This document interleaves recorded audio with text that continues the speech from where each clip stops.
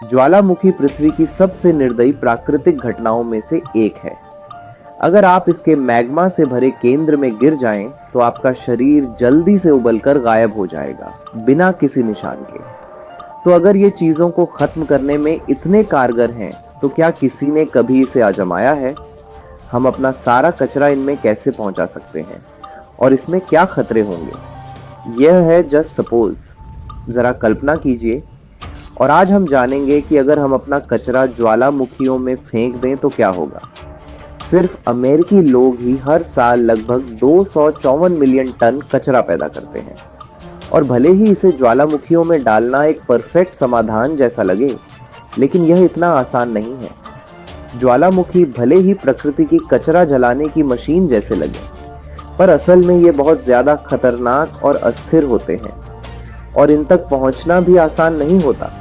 तो क्या इन बाधाओं को पार करना इसके लायक होगा, या फिर ज्वालामुखियों में कचरा डालना हमारे ग्रह के लिए और भी नुकसानदेह होगा?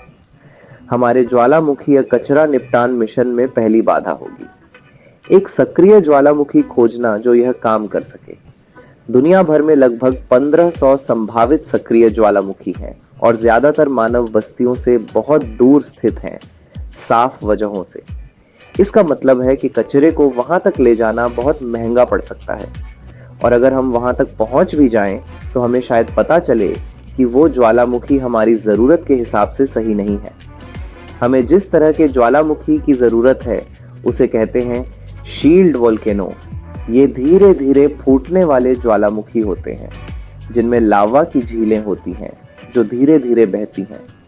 लेकिन दुर्भाग्य से ऐसे ज्वालामुखी बहुत आम नहीं हैं।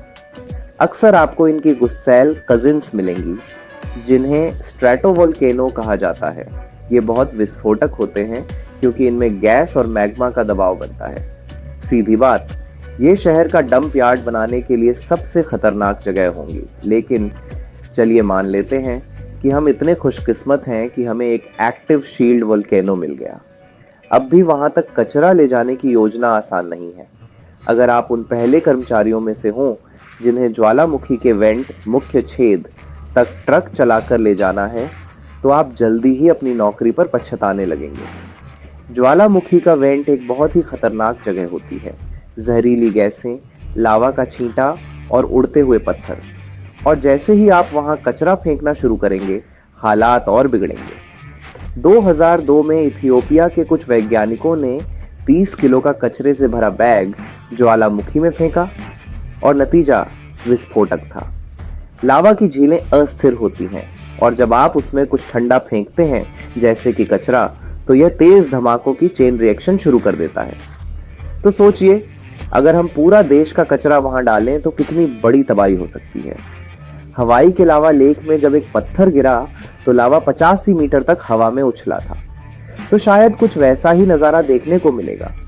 और मान लीजिए कि आप किसी तरह से अपना कचरा सुरक्षित रूप से ज्वालामुखी में डाल भी दें, फिर भी एक और बड़ी समस्या है, वायु प्रदूषण। हमारा कचरा जब बिना फिल्टर के जलता है तो वह जहरीले धुएं और गैसें पैदा करता है। साथ ही सभी सामग्री पूरी तरह लावा में घुलती नहीं, जिससे कुछ प्रदूषणकारी अवशेष बाहर निकलकर आसपास के इलाके को दूषित कर सकते हैं। अगर आप न्यूक्लियर वेस्ट जलाने की सोच रहे हैं तो यह बिल्कुल भी अच्छा विचार नहीं है। इन सब पर्यावरणीय प्रभावों के साथ साथ अगर हम सारा कचरा इन दूर दराज ज्वालामुखियों तक भेजेंगे, तो उस ट्रांसपोर्टेशन से हमारा कार्बन फुटप्रिंट और बढ़ेगा। तो कुल मिलाकर यह एक भयानक विचार लगने लगता है। अगर हमें कचरा जलाना ही है, तो क्यों ना हम उसे ऐसी जगह जलाएं जहां हम उस गर्मी का इस्तेमाल ऊर्जा उत्पादन के लिए कर सकें, या फिर शायद हम अपना कचरा अंतरिक्ष में भेज दें। क्या उससे कोई नुकसान हो सकता है?